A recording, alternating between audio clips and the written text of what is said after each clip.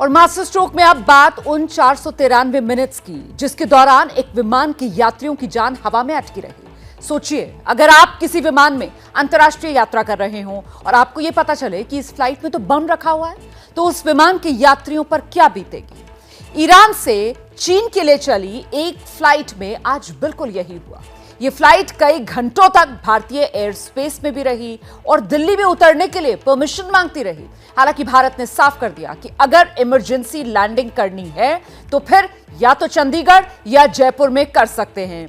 लेकिन फ्लाइट के पायलट लगातार दिल्ली में लैंडिंग के लिए अड़े रहे, जिसके बाद एयरफोर्स के फाइटर जेट्स को एक्शन में आना पड़ा और इस फ्लाइट को एयरफोर्स के सुखोई 30 जेट्स को भारत की वायु सीमा से बाहर करना पड़ा।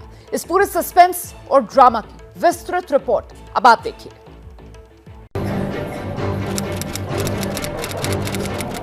ईरान की राजधानी तेहरान का इमाम खोमनई इंटरनेशनल एयरपोर्ट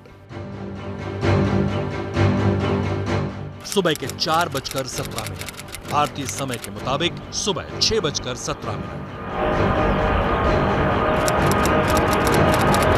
महान एयर की फ्लाइट नंबर IRM 081 ने उड़ान भरी।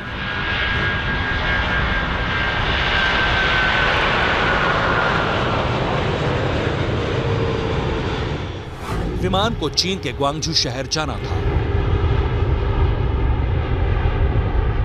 लेकिन इस एयरबस 340 पैसेंजर प्लेन में बैठे यात्रियों और क्रू मेंबर्स को पता नहीं था कि अगले 8 घंटे 13 मिनट पर उन पर क्या बीतने वाली है। उन्हें अंदाजा नहीं था कि अगले 8 घंटे उनकी जिंदगी और मौत की एक बड़ी जंग साबित होने वाली है, जिसमें उन्हें पता नहीं था कि वो बचेंगे या नहीं।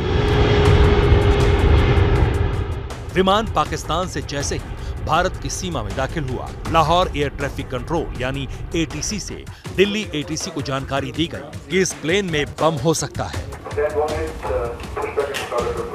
हेलो, दिल्ली ATC महान एयर की फ्लाइट नंबर IRM 081 जो तेहरान से ग्वांगझू जा रही है, उसमें बम हो सकता है। रिपीट, तेहरान से ग्वांगझू जाने वाली महान एयर की फ्लाइट नंबर IRM 081 में बम हो सकता है। दिल्ली ATC के पास जैसे ही जानकारी आई, तुरंत हड़कंप मच गया, क्योंकि विमान में बम होने की जानकारी उस पाकिस्तान के द्वारा दी जा रही थी जो पहले से ही भारत का दुश्मन नंबर 1 है, और वो भी ईरान की फ्लाइट में। वो ईरान जहां पर पहले से ही अस्थिरता और तनाव का माहौल बना हुआ है। ऐसे में किसी भी बड़ी साजिश की आशंका से इनकार नहीं किया जा सकता था। इस फ्लाइट का वही रूट था जिस पर आज रक्षा मंत्री राजनाथ सिंह रहने वाले थे, यानी राजस्थान के जोधपुर वाले इलाके के आसपास। लाइट कॉम्बैट हेलीकॉप्टर यानी LCH आज वायुसेना को मिल रहे थे और इसीलिए जोधपुर में एक बड़ा आयोजन था जिसमें रक्षा मंत्री राजनाथ सिंह खुद हिस्सा ले रहे थे। ऐसे आयोजन स्थल के आसपास बम वाली एक इंटरनेशनल फ्लाइट का गुजरना बेहद चिंताजनक था। इसलिए दिल्ली ATC की तरफ से ईरान से आने वाली इस फ्लाइट को चंडीगढ़ या जयपुर में उतरने को कहा गया।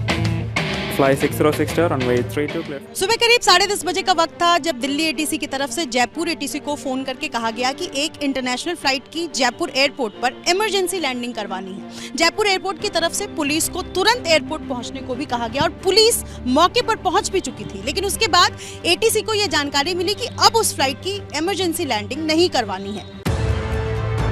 असल में दिल्ली ATC की तरफ से इस फ्लाइट के पायलट को जयपुर या चंडीगढ़ में अपने विमान की इमरजेंसी लैंडिंग के ऑप्शन दिए गए थे, लेकिन ईरानी प्लेन के पायलट फ्लाइट को दिल्ली में उतारने पर अड़े रहे।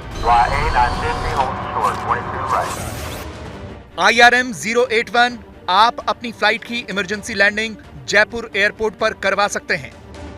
दिल्ली ATC हम अपनी फ्लाइट को जयपुर एयरपोर्ट पर नहीं उतारेंगे। IRM 081 आप अपनी फ्लाइट की इमरजेंसी लैंडिंग जयपुर के अलावा चंडीगढ़ एयरपोर्ट पर करवा सकते हैं।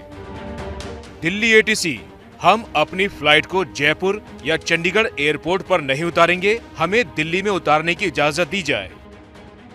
IRM 081 नहीं, ऐसा नहीं हो सकता है। आपको अगर फ्लाइट उतारनी है तो आप जयपुर या चंडीगढ़ में ही उतार सकते हैं, दिल्ली में उतरने की परमिशन नहीं है। फ्लाइट संख्या IRM 081 और दिल्ली ATC के बीच ये बातचीत काफी देर तक चलती रही, क्योंकि ईरान का विमान जयपुर और चंडीगढ़ एयरपोर्ट पर उतरने को तैयार नहीं था और ATC उसको दिल्ली एयरपोर्ट पर उतरने की अनुमति दे नहीं सकता था, क्योंकि किसी भी फ्लाइट की अगर इमरजेंसी लैंडिंग होती है तो उस रूट के तमाम विमानों को डाइवर्ट किया जाता है और बम होने की सूरत में तो अगर इस तरीके की जानकारी भी सामने आती है तो पूरे इलाके को खाली करवाया जाता है। रही बात दिल्ली एयरपोर्ट की, तो वो दुनिया के सबसे व्यस्ततम एयरपोर्ट में से एक है और ऐसे में इस विमान को दिल्ली एयरपोर्ट पर उतरने की अनुमति नहीं दी जा सकती थी। ये फ्लाइट दिल्ली के आसपास चक्कर लगाती रही, लेकिन इसे उतरने की इजाजत नहीं दी गई। पायलट अपनी फ्लाइट को दिल्ली में ही उतारने पर अड़ा हुआ था। ये विमान तेहरान से उड़ा था, जहां पहले ही बहुत ज्यादा अनरेस्ट चल रहा है। हिजाब को लेकर लगातार हिंसक प्रदर्शन हो रहे हैं। दूसरी तरफ प्लेन में बम होने की जानकारी पाकिस्तान के लाहौर से दी, यानी पाकिस्तान भी इसमें इन्वॉल्व था। इसलिए साजिश के कई सवाल खड़े होते हैं, जैसे पाकिस्तान ने इस विमान को अपने यहाँ उतरने की इजाजत क्यों नहीं? विमान में बम होने की सूचना भारतीय वायु सीमा में दाखिल होने के बाद क्यों दी गई? विमान के पायलट दिल्ली में इमरजेंसी लैंडिंग करवाने को लेकर क्यों अड़े हुए थे? क्या ये भारत के खिलाफ कोई बड़ी साजिश थी? इन्हीं सवालों की आशंका के चलते तुरंत भारतीय वायुसेना को अलर्ट किया गया।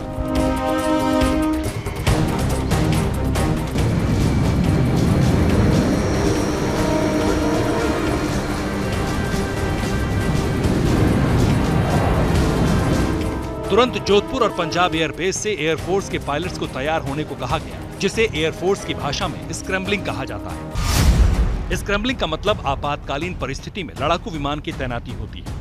सूचना मिलने पर कोई वायुसेना कितने वक्त में अपने विमान उड़ा देती है, उसे स्क्रैम्बल टाइम कहते हैं। जितना कम स्क्रैम्बल टाइम, वायुसेना की क्षमता उतनी ही ज्यादा।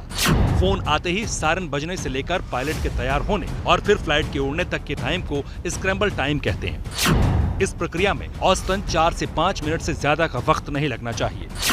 एयर स्क्रैम्बलिंग में सबसे पहले संदिग्ध विमान का पीछा करना होता है, उसे घेरना होता है और परिस्थितियों के मुताबिक या तो उसे खदेड़ा जाता है या फिर उसे जमीन पर उतरने को मजबूर किया जाता है। इस दौरान दुश्मन के विमान से एक सुरक्षित दूरी कायम रखनी होती है ताकि उससे हमले का शिकार न हो जाए। अगर दुश्मन का विमान तमाम चेतावनियों के बावजूद न जमीन पर उतरता है न ही हवाई क्षेत्र से बाहर निकलता है तो उसे मार गिराने का फैसला लिया जाता है। ईरान की फ्लाइट में बम होने की सूचना मिलने के तुरंत बाद पंजाब और जोधपुर से सुखोई 30 MKI के फाइटर जेट्स ने उड़ान भरी।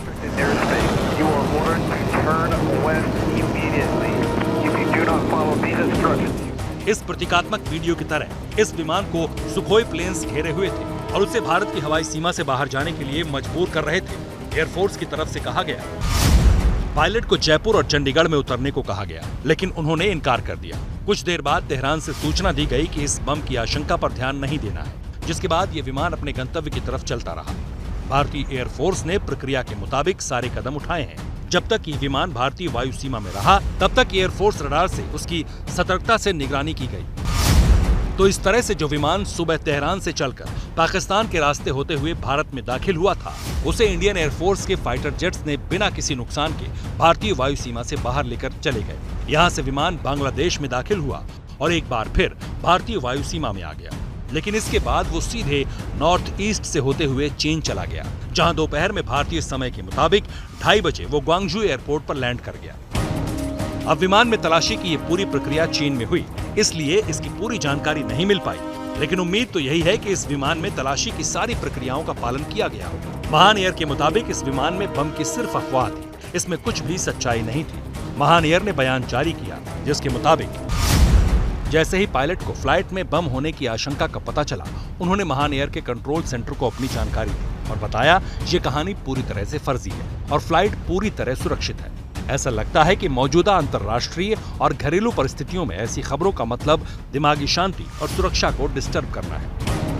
यानी महान एयर इस घटना को सिर्फ अफवाह बता रही है और साथ ही ये भी कह रही है कि उसे पता था ये सूचना पूरी तरह फर्जी है। अगर ऐसा होता है तो फिर इसका पायलट बार बार दिल्ली के आसपास चक्कर क्यों काट रहा था और दिल्ली में इमरजेंसी लैंडिंग की इजाजत क्यों मांग रहा था?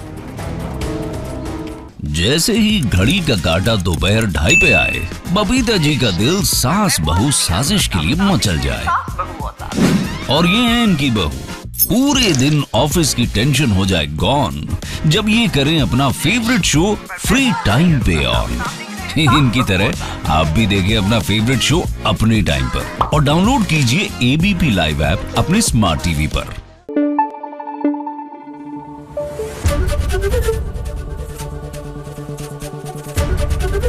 एबीपी न्यूज आपको रखे आगे।